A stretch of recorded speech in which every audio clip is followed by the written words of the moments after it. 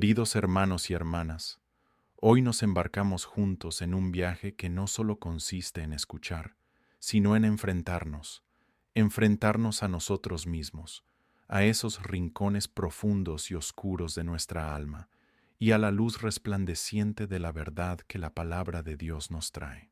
La vida, como un río, a veces fluye tranquila y otras veces se agita con furia. Pero lo verdaderamente aterrador no son las olas externas, sino el silencio mortal que habita dentro de nosotros, ese lugar donde nuestro corazón, a veces, se acostumbra a la oscuridad, se acostumbra a cosas que deberían hacernos temblar y dolernos.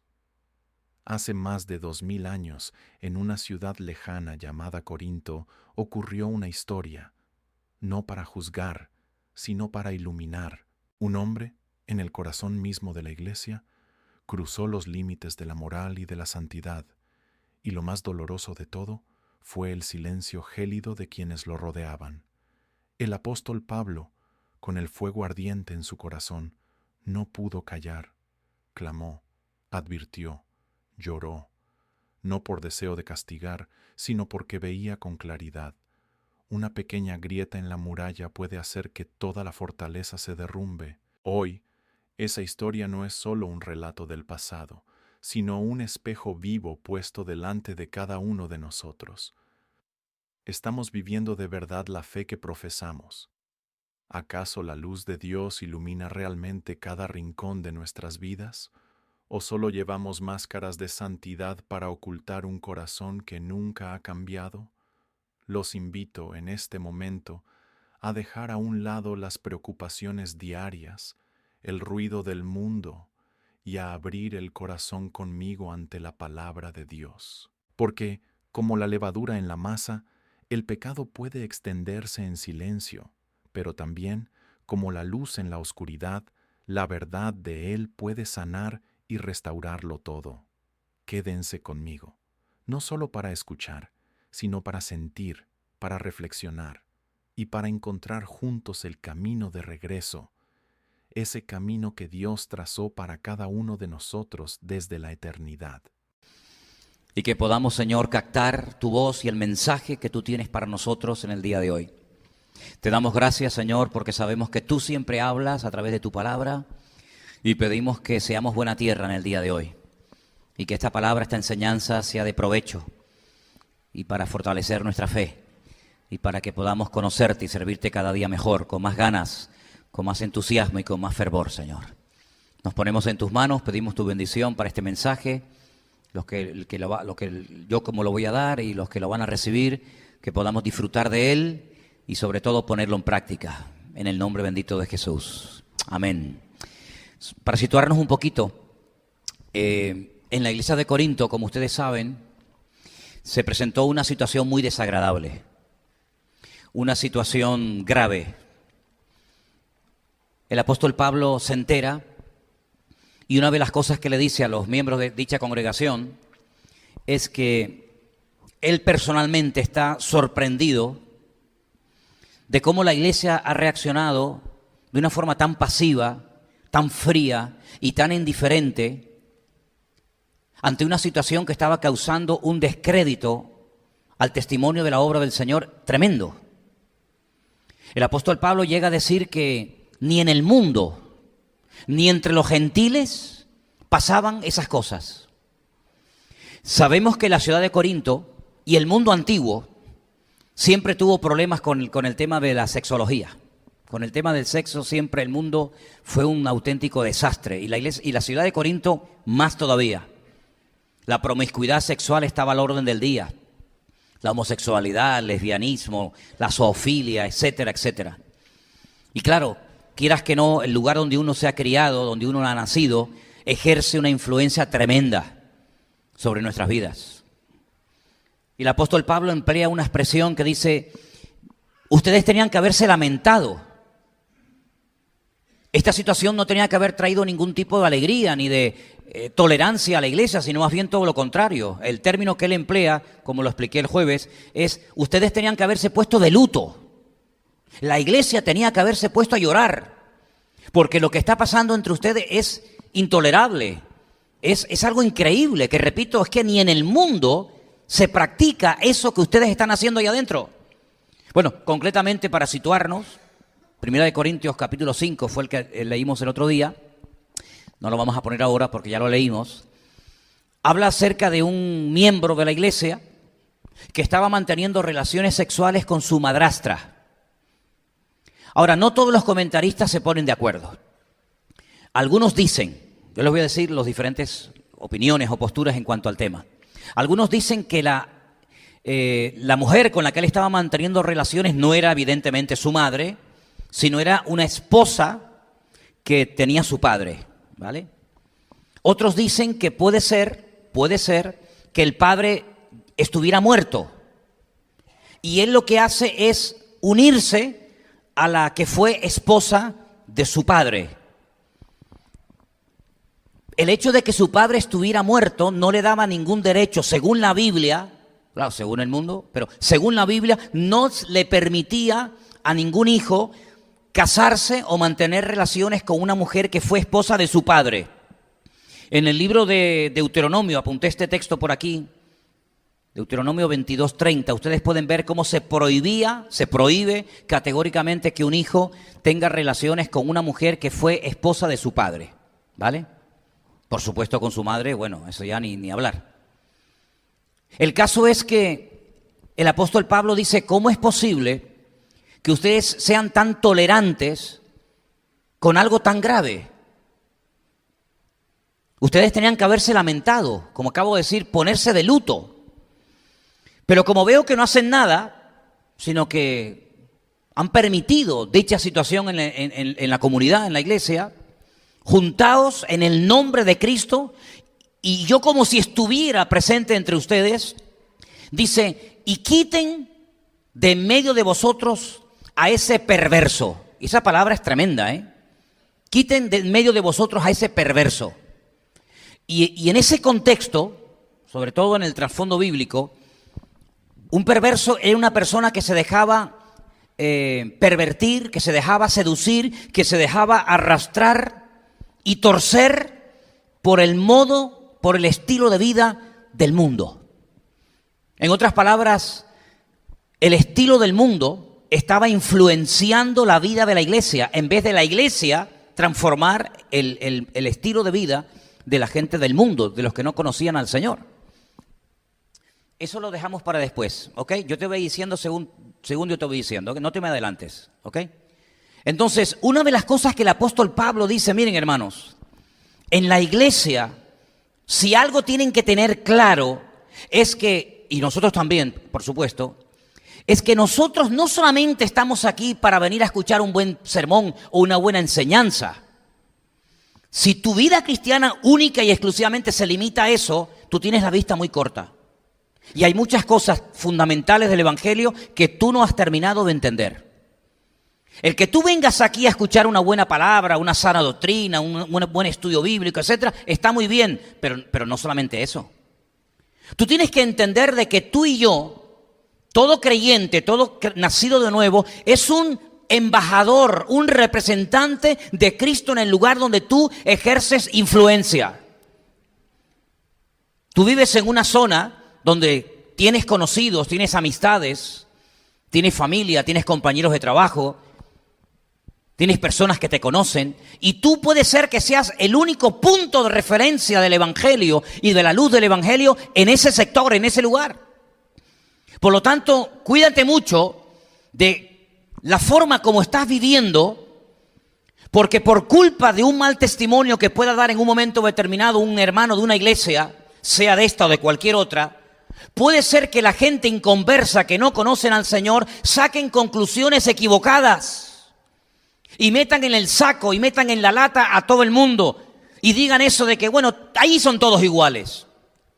Una de las grandes preocupaciones que tenía el apóstol Pablo, padre y fundador de la obra, es que ese concepto de que todos son iguales llegara a la calle. Y Pablo no había estado allí durante un tiempo de su vida ministrando a aquella iglesia y a aquellos hermanos para que al final uno tirara por tierra la obra de años. Porque ustedes saben que edificar cuesta mucho y lleva años edificar. Pero destruir y tirar por tierra el buen nombre y el buen honor del Evangelio, en minutos se puede echar por tierra el trabajo de años. Y entonces Pablo lo que dice es, miren hermanos, y ahora sí vamos a poner 2 Corintios 13, versículo 5. Pablo dice que los creyentes, y es una cosa que yo muchas veces veo y observo que hay muchos creyentes que no lo hacen, cuando es bíblico hacerlo, y cuando es necesario hacerlo también de vez en cuando. Y emplea dos palabras muy interesantes, y esto es lo que llamamos a llamar autocrítica. Criticarnos, juzgarnos, analizarnos a nosotros mismos. Dice el texto, examinaos a vosotros mismos si estáis en la fe. Es interesante eso, ¿eh? Examínate a ver si tu conducta, tu comportamiento, tu estilo de vida indica que estás en la fe. Ahora, no se refiere, como vimos en aquel retiro que lo titulamos o lo llamamos fortaleciendo la fe. No se refiere al hecho de si tienes o no tienes fe en el Señor, porque se sobreentiende que tienes fe en el Señor. Sino cuando dice examinaos a vosotros mismos si estáis en la fe, se refiere a que la fe tiene que manifestarse por nuestro estilo de vida. Es más, nuestro estilo de vida, escúchalo bien por favor, refleja nuestra relación con Dios o nuestra no relación con Dios. Es decir, la forma como tú hablas, cómo te comportas, cómo vistes incluso, fíjate lo que te digo, la forma como reaccionas, la forma como tú vives realmente, no dentro de la iglesia, no dentro de estas cuatro paredes, sino fuera cuando nadie te observa, cuando nadie te mira. Es ahí donde tú te demuestras a ti mismo si estás o no estás verdaderamente en Cristo, en la fe. Y por eso Pablo dice, examinaos a vosotros mismos para ver si estáis en la fe. Probaos a vosotros mismos. ¿O no os conocéis a vosotros mismos que Jesucristo está en vosotros, a menos que estéis reprobados? Hay dos palabras muy interesantes en ese texto, examinaos y probaos. Eso es lo que se llama autocrítica. Decir, oye, vamos a ver, es que mi vida cristiana no es simplemente el venir aquí y estar aquí, ¿cuánto? 1 hora y media, 2 horas o lo que sea. Sino que mi relación con Dios tiene que traspasar las puertas de este salón. Y es allá afuera, cuando nadie me ve, cuando estoy fuera digamos, de la jurisdicción, por decirlo de alguna manera, de la iglesia, fuera del ambiente de los hermanos, es donde tú te tienes que probar y te tienes que examinar a ti mismo, a ver cómo hablas cuando estás entre los inconversos. A ver cuáles son tus chistes, tus comentarios, tus temas de conversación. ¿Eres igual aquí que afuera? Bueno, tú lo sabrás. Yo me alegro mucho de que hay un personaje en la Biblia que le llamó mucho la atención al Señor. Y es un tal Natanael. Dice que cuando vino caminando hacia el Señor se le queda mirando y le dice a los que estaban en aquel momento con él, le dice, he aquí un verdadero israelita, en el cual no hay engaño. Y Natanael se le queda mirando y le dice, pero Señor, nosotros nunca nos hemos visto.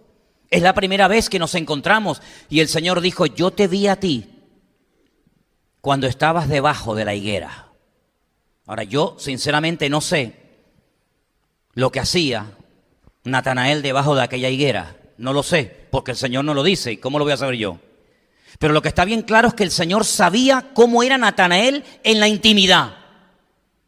Y por eso dice públicamente, este es un verdadero israelita. Y el apóstol Pablo lo que no quería es que la vida cristiana de la iglesia se llevara única y exclusivamente de puertas para adentro, pero de puertas para afuera fuéramos completamente diferentes. Por eso dice, examinaos y probaos a vosotros mismos. La iglesia de Corinto no sabía cómo actuar ante una situación grave como la que estaba pasando dentro de la iglesia. No sabían qué hacer. Y entonces lo que hacían es no hacer nada. Y el apóstol Pablo estaba realmente sorprendido y decía, estoy realmente sorprendido con vosotros de ese espíritu de buenismo. Ya explicamos el día jueves y pusimos la definición de ese término que no es muy antiguo, se ha añadido hace muy poco tiempo al diccionario de la Real Academia Española. Ese buenismo es decir, bueno, no pasa nada, él es así, ella es así, hay que aceptarlo tal y como es. Ese buenismo no es bíblico, sino que la Biblia nos enseña que Dios siempre, siempre, siempre Y Dios no cambia. Dios siempre ha confrontado al hombre con su desorden. Dios siempre ha confrontado a su pueblo con su pecado y lo ha señalado con nombres y apellidos. Para que el pueblo de Dios entendiera que lo que Él aborrece, tú y yo también tenemos que aborrecerlo. Y lo que Él ama, tú y yo también tenemos que amarlo. Y lo que Él apoya y respalda, tú y yo tenemos el deber y la obligación también de avalar y respaldar. Yo te recuerdo que en el jardín del Edén fue Dios, no fue el diablo, Fue Dios el que dijo, fuera, fuera. Y cuando se arrepintieron y cuando se vistieron y cuando reconocieron su pecado y comenzaron a matar animales, como había dicho el Señor no dijo, bueno, ahora pueden entrar otra vez. Nunca más Adán y Eva volvieron al jardín del Edén, nunca más. Incluso dice que puso ángeles con espadas en sus manos para que nunca más el hombre y la mujer volvieran. Porque hay cosas que cuando uno peca se pierden y a veces no se vuelven a recuperar nunca. Y una de las cosas que es muy difícil recuperar con el paso del tiempo, no digo que sea imposible, pero es muy difícil volver a recuperar, es la confianza. Porque Dios sabe y conoce tu corazón, pero hay gente que ni perdona ni olvida. Y sobre todo el mundo. Yo te recuerdo que fue Dios el que mandó el diluvio desde su presencia a la humanidad, ¿o no? No fue el diablo, no fueron los demonios que quisieron arrasar con la raza humana, no, fue Dios el que mandó el diluvio. Claro, ya a través de la vida de Noé estuvo advirtiendo durante más de 100 años, arrepiéntanse, prepárense que viene un diluvio, no hacen caso, se acabó. Fue Dios el que confundió las lenguas en la Torre de Babel. Fue Dios el que permitió que destruyeran el primer y el segundo templo de Jerusalén. Fue Dios el que permitió a Nabucodonosor prenderle fuego a la ciudad de Jerusalén y llevarlos cautivos a Babilonia por 70 años, ¿o no? Fue Dios el que le dijo a Josué, la razón por la cual habéis hecho hoy el ridículo y el enemigo se ha cebado con vosotros y habéis perdido la guerra en Jai es porque hay pecado entre vosotros. Y hay momentos en los que Dios le dice a Moisés, tremendo, voy a destruir a toda la nación y te voy a poner a ti sobre jefe y sobre líder de una nación más fuerte y poderosa que ellos. Y gracias a la intercesión de Moisés, Israel está vivo y existe hasta el día de hoy. Es decir, una de las cosas que tenemos a estas alturas ya, hermanos, es reconocer nuestra responsabilidad. Que usted tiene que ser una luz, como yo también, claro. Y usted tiene que ser un punto de referencia en su familia. Y que cuando alguien tiene alguna necesidad, algún problema, a quien tienen que recurrir es a usted. Y tienen que ver que usted opina y habla y vive y se comporta de una manera diferente. Pero no solamente dentro, sino fuera de las puertas de la iglesia. ¿Cuántos dicen amén? Y todo esto le preocupaba muchísimo al apóstol Pablo. Porque él lo que quería es que la iglesia de Corinto cambiara el estilo de vida de la ciudad y no la ciudad se infiltrara dentro de la iglesia. Por eso él tiene que tomar unas medidas drásticas, porque lo que estaba pasando allá adentro no era normal. Y ante una situación, digamos, excepcional, tiene que haber un trato excepcional. Y por eso dice, a ese perverso, quítenlo de medio de vosotros. Y entonces la primera razón por la cual el apóstol Pablo manda a que ese miembro de esa congregación lo expulsaran es para que el estilo de vida del mundo no gobernara la vida de la iglesia. Quiero que lea usted ese primer punto conmigo. Que el estilo de vida del mundo no gobierne la iglesia. Si quiere, quite la palabra iglesia y ponga mi vida. Que el estilo de vida del mundo no gobierne mi vida, mi casa, mis hijos, mi familia, mi matrimonio, mi negocio, etcétera, etcétera. El mundo tiene un estilo de vida y no se cortan en publicarlo. Y salen a la calle y reivindican y hacen pancartas y hacen canciones y hacen manifestaciones y hacen todo tipo de manifestaciones. ¿Por qué? Porque no están dispuestos a que les pisoteen lo que ellos consideran sus derechos. Por lo tanto, nosotros como creyentes también tenemos que defender los derechos, pero no los nuestros, sino los derechos de Dios. Porque la Biblia, como dije el jueves, es la revelación por escrito de los deberes del hombre con Dios. Y entonces lo que Pablo, y el Señor, mejor dicho, a través de Pablo nos dice en el día de hoy, es que no dejemos que el mundo nos diga cómo tienen que vivir nuestros niños. ¿Y cómo tenemos que llevar nuestras relaciones familiares o matrimoniales? ¿O cómo tenemos que vestirnos? ¿O cómo tenemos que peinarnos? ¿O cómo tenemos que comportarnos? No, no le permitamos en absoluto al mundo que dicte nuestro estilo de vida. En segundo lugar, Pablo intentaba con esta medida, esta disciplina sobre la vida de esta persona, que no se perdiera la santidad de la iglesia. Dice la Biblia que sin santidad nadie verá al Señor. La santidad no es poner cara de niño bueno, de mosquita muerta. La santidad es llevar a la práctica la vida de Cristo a través de la nuestra. Eso es santidad. Vivir como Cristo vivió en este mundo. Lo que Él aborrecía, yo lo aborrezco. Lo que Él hacía, yo quiero hacerlo. Lo que Él me dio como ejemplo, yo también quiero imitarlo. La santidad tiene que ser el estilo de vida de la congregación. En otras palabras, el apóstol Pablo dice, sería una tragedia que el mundo terminara apagando la santidad, la vida de Cristo dentro de ustedes, dentro de la congregación. Por eso esta reprimenda, por eso esta medida drástica. Tercer lugar, Pablo intentaba a través de aquella primera carta que les escribe a los hermanos, que se tomaran muy, pero que muy en serio el pecado y sus consecuencias. Con el pecado no se puede flirtear, con el pecado no se puede coquetear, ni se puede pactar. El pecado es tremendamente destructivo. Hay gente que no le da importancia, pero Dios le da mucha importancia. Y para Dios la paga, la consecuencia de cualquier pecado, grande o pequeño, llámese como se llame, siempre el mismo, la muerte. La paga del pecado es la muerte, dice la Escritura. Y las consecuencias del pecado a veces, por misericordia de Dios, no salen a la luz, pero en otras ocasiones, pues sí, también salen a la luz. Y el apóstol Pablo lo que quiere es que la iglesia tome conciencia de que con el pecado no se puede jugar. Las consecuencias del pecado son terribles a corto y a largo plazo. Y por la eternidad, pues fíjate tú. Y finalmente, el apóstol Pablo lo que quería es que en la iglesia se quedaran los principios, los valores, las ideas bien claras dentro de la iglesia.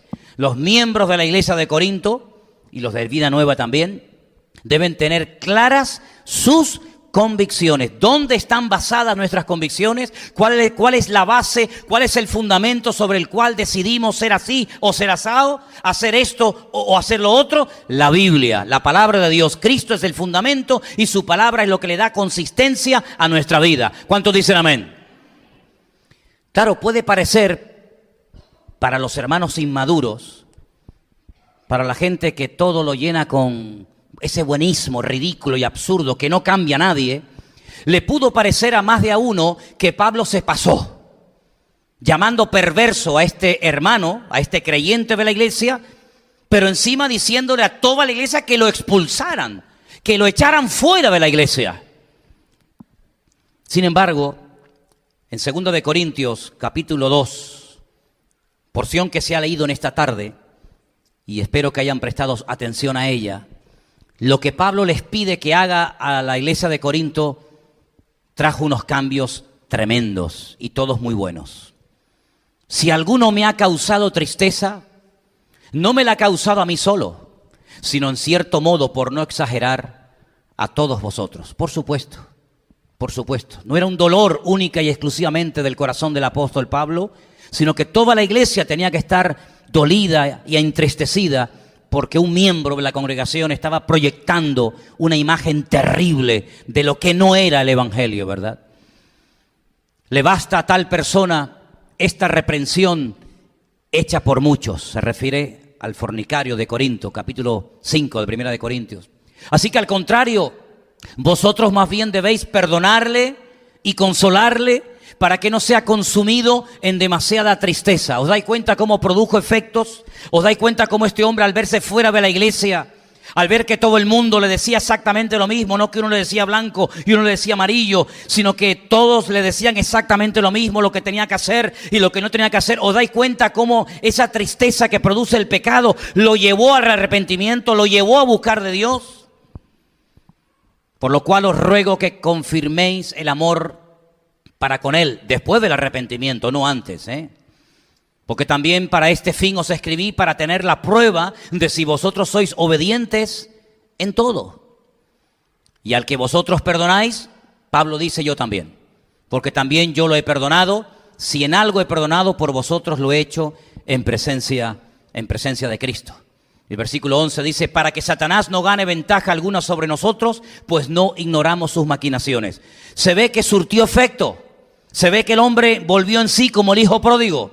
Se ve que el hombre dijo, oye, ya no tengo esa comunión con mis hermanos, ya no tengo ese privilegio de poder estar en el culto con ellos, ya no puedo tener esa relación con el Señor que tenía. ¿Y por qué? Por mi mala cabeza, por mis malas decisiones, por mi mal ejemplo. No solamente me estoy haciendo daño a mí mismo, no solamente estoy perjudicándome a mí mismo, no solamente estoy echando por tierra la obra de Cristo en mi vida, sino que estoy perjudicando a toda la iglesia, a todos mis hermanos.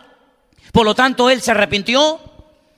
Pablo se entera de que este hombre se arrepiente, está hecho polvo, está triste, está destruido, y el apóstol Pablo dice, bueno, si ha habido verdaderamente un cambio, y parece que lo ha habido, vuelvan otra vez a aceptarlo, perdónenlo, porque yo también lo he perdonado.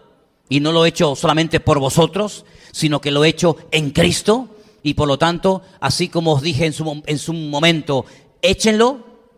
Ahora os digo en la segunda carta que os escribo, vuelvan otra vez a admitirlo.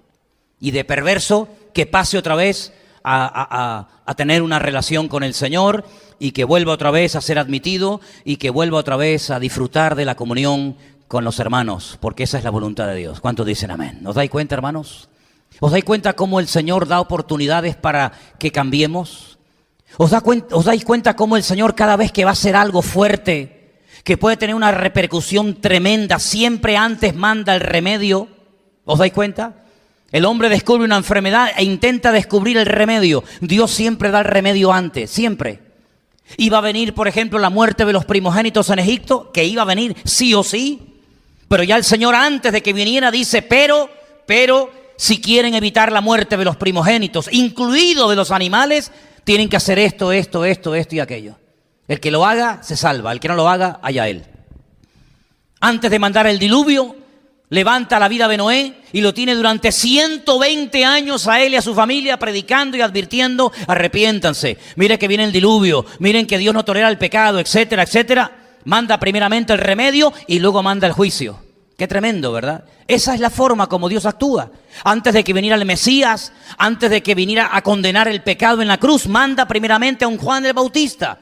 Un hombre que tal vez no goza de mucho respaldo popular, porque es una persona que predica en el desierto, se viste muy raro, es un solitario, pero él dice, arrepiéntanse, prepárense, porque detrás de mí viene uno que no soy digno de desatar la correa de su calzado. Os advierto que yo os bautizo en agua, pero el que viene detrás de mí, él os bautizará con Espíritu Santo y fuego. Entonces Dios siempre nos dice antes las cosas para que no nos agarren por sorpresa, para que no digamos, es que yo no sabía nada. No, eso no sirve. Esa excusa no es válida en el reino de Dios. En el reino de Dios siempre antes de hacer algo lo dice de antemano. De hecho, nosotros sabemos lo que va a pasar en los últimos tiempos. ¿Desde cuándo lo sabemos? Pues lo sabemos desde que se escribió la Biblia y desde que llegó el Evangelio a nuestras manos. Sabemos que vendrá un anticristo, que vendrá una gran tribulación, que vendrá una marca de la bestia, que vendrán terremotos, que vendrán plagas. Lo sabemos de antemano. ¿Para qué? Para que velemos y oremos y las advertencias del Señor surtan efecto en nuestra vida y no nos pille despistado cuando ocurran estas cosas. ¿Se dan cuenta? Por lo tanto, hermanos, esta historia de expulsión y de una vuelta admitir a este miembro se produce porque hay algo que la Biblia le da mucho énfasis e importancia, y es la restauración. ¿Cuántos dicen amén? Restauración. Y hay vidas que todavía no han terminado de romper con estilos de vida, con formas de pensar y de reaccionar que son típicas del mundano. Fíjense, por ejemplo, la iglesia de Corinto. Eran creyentes, eran gente que habían entendido el Evangelio. Eran personas que se habían bautizado, eran personas que hablaban, muchos de ellos en lenguas, otros profetizaban, otros tenían dones del Espíritu. Y Pablo dice, nada os falta en ningún don, hermanos. Bueno, gloria a Dios, pero es que los dones, lo que hacéis, hermanos, no coincide con lo que sois. Y el gran problema es cuando nosotros hacemos cosas para el Señor, pero nuestra conducta, nuestro testimonio personal no avala lo que hago. De ahí que muchos en aquel día, presumiendo de lo que hicieron y no presumiendo de lo que eran, presentarán delante del Señor como currículum para escapar de la condenación eterna. En tu nombre hice tal cosa, en tu nombre hice no sé qué cosa, pero el Señor los dirá: nunca os conocí, apartaos de mí, hacedores de maldad. Luego existe la posibilidad de que tu vida sea una vida continuamente de hacer y hacer y hacer y hacer cosas impactantes de cara a la galería, como sanar enfermos, como echar fuera demonios, etcétera, etcétera. Pero delante de Dios lo que haces no anula lo que eres, es más bien todo lo contrario. La Biblia nos enseña que tiene que haber un perfecto equilibrio entre los dones, es decir, entre lo que hacemos, y el fruto, es decir, lo que somos delante del Señor. Y en este caso la iglesia de Corinto estaba creciendo de una forma desequilibrada y estaba causando una mala impresión de cara al mundo. Ni entre los gentiles se nombra el tipo de pecado que habéis llegado a tolerar dentro de la obra. Por lo tanto, en la iglesia, queridos hermanos, dentro de la comunidad, entre los cristianos, tiene que haber unidad. Pero unidad no porque nos llevamos bien y porque todos creemos lo mismo, sino una unidad del espíritu que nos permite aceptar lo que Dios nos tenga que decir, aunque nos duela, ¿sí o no? Porque las lecciones que se aprenden con dolor y con lágrimas nunca se olvidan, nunca. Yo quiero decirles que hay principios que hasta el inconverso, si los logra descubrir y poner en práctica, le pueden llegar a producir auténticos resultados fantásticos. Y les voy a poner un ejemplo. Hay dos juicios tremendos en el Antiguo Testamento, así como este juicio, gracias al Señor, terminó bien. Hay segunda parte y gloria al Señor, este hombre fue sacudido, fue zarandeado y volvió en sí cual hijo pródigo, volvió al seno de la iglesia. En el Antiguo Testamento hay historias tremendas donde vemos que a pesar de la advertencia, el pueblo no reaccionaba. El pueblo seguía empeñado en pecar y en desobedecer y en llevar la contraria al Señor. Y los dos grandes ejemplos de juicios tremendos que afectaron a miles, tal vez a millones de personas en la antigüedad, fue el diluvio y la Torre de Babel. El diluvio. Dios decidió romperlo todo y empezar de nuevo. Pero previamente dice, y curiosamente dice Jesús en el sermón en el Monte de los Olivos, que los últimos días serán como los días de Noé, se parecerá mucho. Dice que cuando el Señor observó desde su trono a la tierra, dice que la tierra estaba llena de violencia por todas partes, una agresividad brutal. Todos se mataban y se peleaban unos contra otros, no había unidad. Era una guerra entre familias, entre amigos, entre vecinos. Y el Señor dijo: es mejor romperlo todo y empezar de cero. Tiempo más tarde, cuando aparentemente la humanidad tenía que haber aprendido, pero parece que el hombre siempre vuelve a tropezar en la misma piedra. Ya pasó cuando terminó la Primera Guerra Mundial, que los psicólogos y expertos de la época, ¿verdad?, los estadistas de la época dijeron: ahora el hombre ha aprendido. Por fin el hombre ha aprendido, después de una guerra mundial, que en una guerra nadie gana, sino que todos pierden. Por lo tanto, estamos seguros, y se escribió en los diarios de la época, de que las naciones europeas por lo menos aprendieron la lección de que nunca más tenían que enfrentarse la una contra la otra. Ya veo que aprendieron, Lo aprendieron, pero que muy bien, porque no pasó muchos años y empezó una Segunda Guerra Mundial aún peor y más bárbara y terrible que la primera. Y es que el hombre no termina de aprender. Pero con el diluvio, el hombre aprendió algo cuando comenzó a reproducirse la humanidad, cuando comenzaron a salir otra vez por todas partes de la tierra. Dice que se unieron. Y se unieron lamentablemente para lo malo, pero se unieron. Descubrieron el principio, el poder tremendo de la unidad. Y dice que eran una sola lengua, eran una sola carne, con un solo objetivo, con un mismo sentir, con un mismo propósito: desafiar al mismísimo Dios, construir una torre que llegara a la misma presencia del Señor, y una vez que llegaran y cumplieran con su objetivo, le podrían decir a Dios y presumir: hemos llegado a tu presencia a nuestra manera y no como tú nos dijiste. Dios no los destruye. Podía haberlo hecho otra vez, ya lo había hecho una vez con la generación del diluvio, que los destruyó a todos y empezó la humanidad con 8. Pero en esta ocasión no lo hace. ¿Por qué no lo hace? ¿Ha menguado su poder? ¿Es que ya es más tolerante y flexible al pecado de la humanidad? No, sino que la humanidad está unida para lo malo, pero al fin y al cabo unida. Y en base a ese principio elemental poderoso de la unidad, Dios no los destruye, sino que simplemente los dispersa, pero no los destruye, porque la unidad lo que hace es que impide la destrucción. Es interesantísimo ver cómo en el día de hoy una de las cosas que el diablo intenta hacer es pelear y enfrentar a los hermanos unos contra otros, porque el diablo sabe perfectamente que en la unidad está la fuerza. ¿Cuántos dicen amén? Mirad cuán bueno y cuán delicioso es habitar los hermanos juntos en armonía, porque allí envía el Señor bendición y vida eterna. No hace falta traer a un famoso predicador de sabe Dios dónde. No hace falta hacer un espectáculo. No hace falta hacer nada extraño. Simplemente con el hecho de que estén juntos en armonía, allí hay bendición y vida eterna, dice la Escritura. Y ahora Pablo lo que está tratando de demostrarle a la iglesia de Corinto, y creo que también a nosotros en el día de hoy, es que uno solo puede contaminar a toda una iglesia. Y Pablo utiliza un elemento muy conocido, tanto en aquella época como hoy en día, como es la levadura. ¿Quién no conoce la levadura? ¿Quién no conoce lo que hace, el efecto que produce ese polvito, ¿no? Eso que apenas se nota, pero cómo puede cambiar todo de un momento a otro, algo tan insignificante como es la levadura.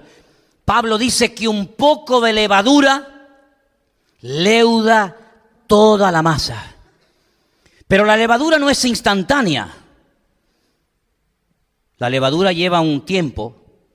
Hay que esperar, pero como a la levadura le des tiempo, ya no para, ¿eh? Como a la levadura le des el tiempo que necesita para fermentar, se dice.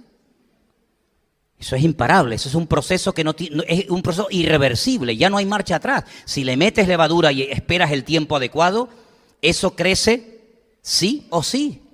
De ahí que el Señor les dijera a los hijos de Israel, antes de salir de la esclavitud en Egipto, durante una semana no comáis nada con levadura, porque ellos no tenían que tener ni tiempo para que leudara. Es decir, si quedáis en Egipto para que fermente el pan, puede ser que muchos de ustedes mueran. Por lo tanto, es mejor comer matzá, es decir, comer pan sin levadura, que disfrutar de pan con levadura, pero perder la oportunidad histórica de poder salir de la esclavitud y convertiros en un pueblo libre, con un destino maravilloso como es la tierra prometida que fluye leche y miel. Así que es mejor, como dijo el Señor, más vale entrar tuerto, más vale entrar con una mano que perder la salvación por querer mantener cosas que no sirven para nada. Y Pablo utiliza el elemento de la levadura para decirle a los corintios, hermanos, el pecado es como la levadura, que una vez que se mete, si no se interviene a tiempo, fermenta, se extiende por toda la congregación, y lo que se podía haber arreglado hace un año, ahora es imposible, porque tiene tantos tentáculos el pecado. Se ha esparramado, es una especie como de cáncer que se extiende. ¿Cómo se llama eso que se produce cuando esa metástasis, ¿no? Ese crecimiento alocado de las células. Claro, tenemos que tener un número de células, pero cuando hay un crecimiento desproporcionado, anormal, se produce una metástasis que te lleva a la muerte, porque es un cáncer, amigo. Y el apóstol Pablo dice, el pecado es como el cáncer, una vez que se extienda, no hay quien lo pare. Fíjate que el primer pecado que menciona el apóstol Pablo de la iglesia de Corinto son los celos. Después habla de murmuraciones, después habla de divisiones, después habla de grupitos, yo soy de Pablo, yo soy de Apolo. Y dice, bueno, parecen pecados, vamos a decir, normales, ¿no? Sí, pero fíjate que todo empezó con una actitud de celos entre hermanos, y cuando vas avanzando y avanzando y avanzando en la epístola, llegas a un punto que te encuentras a un tipo en la iglesia que está manteniendo relaciones sexuales con su madrastra. Sí, ese no es el primer pecado que se menciona en la iglesia de Corinto. No, ese es el último. Por lo tanto, te das cuenta que el pecado fue a más. El pecado no fue a menos. Y es que el problema de fondo de la iglesia de Corinto, y es lo que yo no paro de darle vueltas y vueltas y vueltas, digo, ¿por qué esta persona es así? ¿Por qué esta otra persona actúa de esta forma o cae en este pecado? Y yo he llegado a una conclusión, y me vais a perdonar que yo ahora dé mi opinión personal. Yo creo que el gran problema base y fundamental de mucha gente es que no tienen relación con Dios. no tienen relación con Dios. Tienen relación con la iglesia, con los jóvenes, con los hermanos, con los cultos, pero no hay relación con Dios. Y al no haber relación con Dios, uno se convierte en un religioso, donde eres capaz de creer, incluso hasta de debatir con un inconverso tu postura doctrinal, pero eso no significa de que tú en el fondo hayas nacido de nuevo y hayas entendido el Evangelio. Si a este hombre que iba a esta congregación y llevaba esta doble vida, lo encontrara un inconverso en la calle y le preguntara, oye, ¿y ustedes los cristianos en qué creen? Yo estoy plenamente convencido de que el fornicario de Corinto daría una explicación doctrinal excelente. Y diría, nosotros éramos paganos, venimos de adorar a Afrodita, a Baal, a Milcón, o a Baco, a Ceres, o sabe Dios quién. Pero ahora nos hemos convertido. ¿A quién nos habéis convertido? Nos hemos convertido al Mesías. ¿Qué Mesías? Y te hubiera explicado, mira, nació en Belén de Judea y murió en una cruz y resucitó. Yo estoy convencido de que el fornicario de Corinto, como cualquier creyente de la iglesia, podía haberse posicionado ante cualquiera y podía haber defendido su fe sin ningún problema. Pero luego observaba su vida. Que por cierto, donde lo pillaron con el pecado no fue en el mundo. Donde practicaba el pecado era dentro de la iglesia. Porque es curioso que a veces para pecar a algunos les resulta más fácil pecar dentro que fuera. Donde lo pillaron con el pecado fue dentro de la iglesia. Y entonces te das cuenta cómo hay personas que pueden llegar a defender posturas doctrinales y discutir de que conversaciones de tipo teológicas o bíblicas. Pero eso no significa de que sean personas que tengan una relación genuina, profunda y directa con el Señor. Y eso es lo que tenemos que preguntarnos todos a estas alturas de la vida. Por eso el apóstol Pablo le sorprendía que algunos de la iglesia no hacían nada. Cuando una persona no aborrece el pecado es porque lo más probable es que no tenga ese deseo de aborrecimiento hacia el pecado, porque su relación con Dios no está en óptimas condiciones, porque el creyente no solamente deja de pecar, es que no quiere pecar. Pero no dejamos de pecar porque decimos, bueno, es que es pecado, yo en el fondo lo haría, pero como la Biblia dice que no puedo, pues no lo hago, pero si por mí fuera yo lo haría. Creo que hay diferentes niveles en nuestra relación con Dios, digamos en nuestra relación de santidad. Yo no solamente no me emborracho porque Dios prohíbe la borrachera, y no solamente soy fiel a mi mujer porque Dios prohíbe la infidelidad, y no solamente no hago esto porque es pecado, sino no lo hago porque quiero agradar a mi Dios, y lo que a mi Dios no le agrada, a mí tampoco. Y no es que deje de pecar porque diga, que si lo hago me voy al infierno. Es que me da igual, porque si mi Dios viviera en el infierno, preferiría irme al infierno con Él que al cielo con el diablo. Y eso es lo que se llama temor de Dios. Y la iglesia de Corinto tenía dones, pero no tenía temor de Dios. ¿Y por qué no tenía temor de Dios? Porque no había relación con Dios. Y donde no hay relación con Dios, puedes vivir en desorden y puedes venir al culto. Sí, este venía al culto. Este no se iba al culto de Afrodita en la esquina, ni se iba al culto de Apolo en la esquina de la ciudad. No, este iba al culto.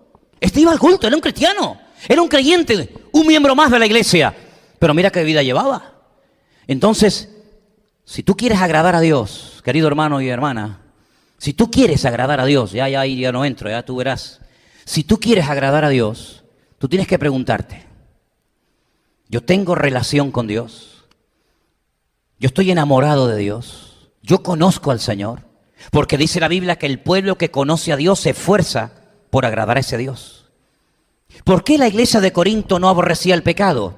Porque para ellos ciertos y determinados comportamientos dentro de la iglesia eran normales. Yo no sé cuántos miembros había en la iglesia. No sé si era una iglesia de 40, de 150 personas, de 200, de 1000, de 5000, no tengo ni idea. No tengo ni la más remota idea.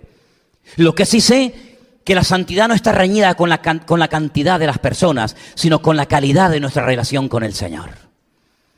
Y por eso yo creo que sería muy bueno que en esta tarde todos optáramos por elegir el mejor camino. ¿Y cuál es el mejor camino, hermanos? El mejor camino, ¿sabes cuál es? Hacer la voluntad de Dios. Ese es el mejor camino. Haciendo la voluntad de Dios, Dios va a estar a tu lado. Porque yo he llegado también a la conclusión, y creo que de esto sé algo, que Dios nos trata según nuestro comportamiento. Analizar la frase que os acabo de decir, si es así o no es así, pero yo creo sinceramente que Dios nos trata a cada uno de nosotros según nosotros vivimos nuestra relación delante de Él. Hay momentos en los que Dios quiere hacer cosas y dice, pero ¿cómo voy yo a hacer esto? Y no se lo voy a decir a mi amigo Abraham. Y tú dices, pero Señor, ¿pero qué necesidad tienes tú de contarles tus cosas a nadie? ¿Qué necesidad tienes tú de decirle a Abraham, mira Abraham, quiero hacer esto y aquello? Y la explicación que da el Señor es que yo sé que Abraham, después de él, le enseñará a sus hijos y sus hijos a sus hijos de que guarden la palabra que han recibido.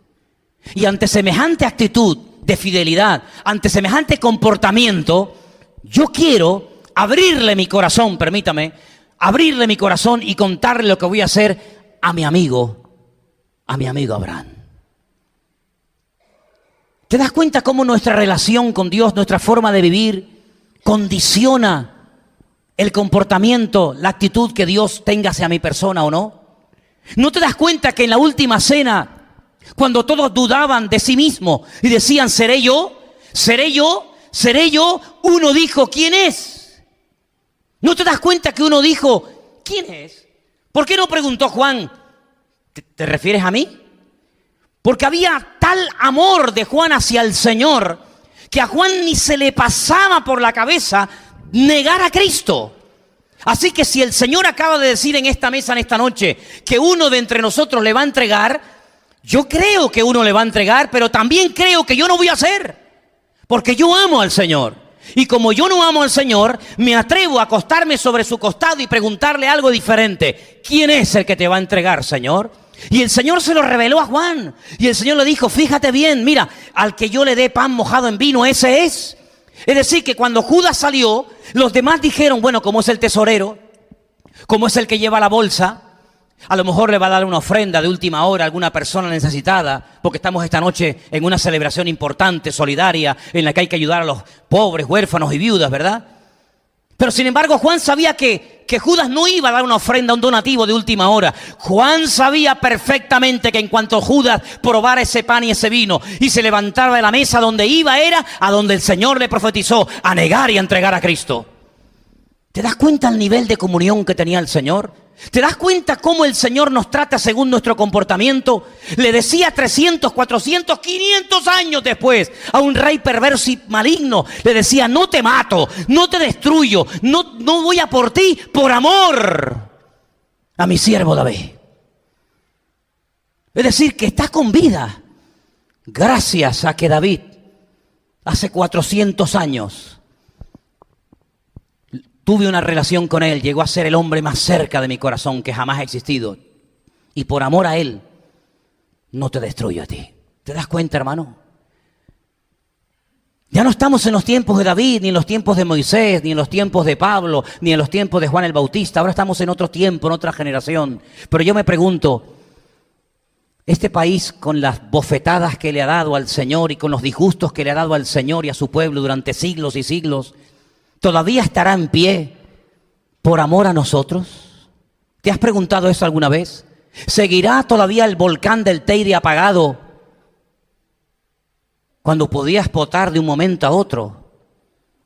Y estoy seguro de que con los inútiles de políticos que tenemos, aquí no hay ningún plan de evacuación y moriríamos todos como ratas en media hora.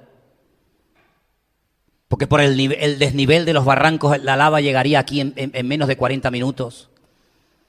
¿Será que todo eso está como dormido y calmado por la presencia de sus hijos en esta tierra?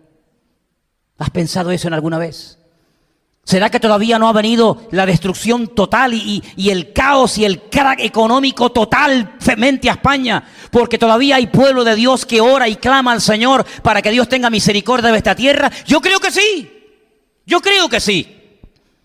Porque lo que me sorprende no es cuando vienen maremotos y tsunamis y terremotos y todo tipo de barbaridad. No me sorprenden que venga. Lo que siempre he dicho, lo que me sorprenden es que no venga más. Lo que me sorprenden es que Dios aguante tanto. Por eso, hermanos queridos, Llévense esta lección esta tarde grabada en vuestros corazones y vuestras mentes. Un hombre estaba perjudicando el crecimiento de toda una iglesia en una ciudad llamada Corinto. Así como hubo un hombre que hizo que mujeres quedaran viudas y niños quedaran huérfanos ese día en la ciudad de Jai porque tomó lo que no tenía que haber tomado, el fornicario de la iglesia de Corinto no iba a cambiar con el tiempo, porque el tiempo a veces lo que hace es que perjudica más una situación, como una enfermedad. Se tenía que tomar una medida drástica porque era un caso excepcional, y lo mejor que se podía hacer para el beneficio de él y para el beneficio de la obra es decir: fuera. No eres digno de estar en este lugar porque estás contaminando el cuerpo. Y dijo Pablo algo tremendo: entréguenselo a Satanás. Yo estoy seguro que en más de una congregación hoy en día a Pablo no lo invitarían, Estoy convencidísimo que estos que están todo el día con el amor, que aquí no hay amor, que no sé qué, estoy seguro que con Pablo se llevarían, pero que muy, muy, muy mal. Porque la contundencia con la que habla es la misma contundencia con la que Dios trata al pecado. Pero el objetivo, ¿cuál era? Que hubiera un cambio. ¿Y qué es lo que Dios pretende contigo y conmigo? Cambiarnos. Y por eso dice la Biblia que a veces Él nos disciplina, por eso a veces Él nos prueba. No es causa de gozo aparentemente, es cierto, pero dice que después da fruto apacible para su gloria y para su honra. Así que este mensaje sobre el fornicario de Corinto, que fue expulsado y luego vuelto a admitir en la iglesia, que es una lección y un botón de muestra de cómo por muy bajo que uno caiga, si verdaderamente hay un arrepentimiento, hay una restauración, pues que quede grabado en lo más profundo de nuestros corazones. Pero no lo utilicemos como licencia para el pecado. Es decir, bueno, uno cayó allí, pecó, se arrepintió y luego... No, cuidado. También te recuerdo las palabras de Cristo cuando le dijo a uno: ¿nadie te condena? Los que te querían matar a pedradas, ¿todos han ido corriendo? Sí, dice, pues vete y no peques más. No peques más. Valora este momento. No vuelvas otra vez a liarte en la basura, porque dice Pedro, serán como el puerco o la puerca que la lavan y se vuelve a revolcar en el estiércol. Y le dijo a aquel paralítico de Betesda, que se lo encontró al día siguiente en el templo. Buen lugar para encontrárselo, Qué diferencia de haberte visto ayer en Betesda a verte ahora en el templo. Y le dice: no peques más para que no te venga una cosa peor encima. ¿Habrá algo peor para la humanidad que un diluvio? ¿Habrá algo peor que todos los juicios que Dios ha mandado a lo largo de la historia sobre Sodoma y Gomorra, sobre Egipto, sobre Roma y sobre Israel? ¿Habrá algo peor que todo eso? Por supuesto que sí. Pero también hay algo mucho mejor. Si hay obediencia y si cogemos el camino correcto y nuestro comportamiento es un comportamiento alineado con la voluntad del Señor. No te la juegues, no estés tomándole el pelo a Dios. No vayas de santurrón cuando no eres santurrón. No vayas de mosquita muerta cuando no eres mosquita muerta. Realmente el pecado tiene que ser desmantelado desde sus raíces hasta su techo. El pecado tiene que ser destruido y arrancado de raíz de nuestra vida, porque va a ser la única manera de que reine y triunfe el poder de Dios en todos y en cada uno de nosotros todos los días. Amén, hermanos. Cierra tus ojos, vamos a orar. Ahí donde estás, examínate,